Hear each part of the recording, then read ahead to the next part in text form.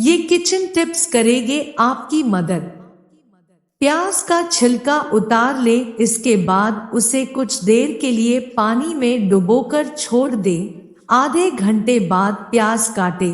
ऐसा करने से आंखों में जलन नहीं होगी और आंखों से आंसू नहीं आएंगे।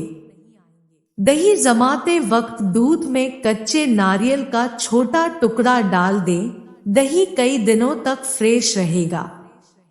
हलवे में सूखी चीनी न डालकर शक्कर की चाशनी बनाकर डालें। खीर बनाते समय एक चुटकी इलायची पाउडर डालें।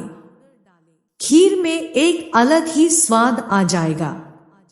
गाजर को कम समय में छीलना हो तो उसे गर्म पानी में 5 मिनट तक भिगोकर रखें और छीलने से 2 मिनट पूर्व उसे ठंडे पानी में डालें। नींबू को फ्रिज में रखने से अक्सर वो काले पड़ जाते हैं। इस परेशानी से बचने के लिए नींबू पर नारियल तेल लगाकर उसे फ्रिज में रखें। कड़े नींबू को गर्म पानी में थोड़ी देर के लिए छोड़ देने के बाद फिर उसे काटने से नींबू से ज्यादा रस निकलता है। रोटी के बर्तन में अदरक के कुछ टुकड़े डालें, इससे रोटी नरम और ताजी बनी रहती है। मुरझाई हुई या बासी सब्जियों को फिर से ताजी करने के लिए ठंडे पानी में नींबू निचोड़कर उसमें सब्जियां भिगो दे।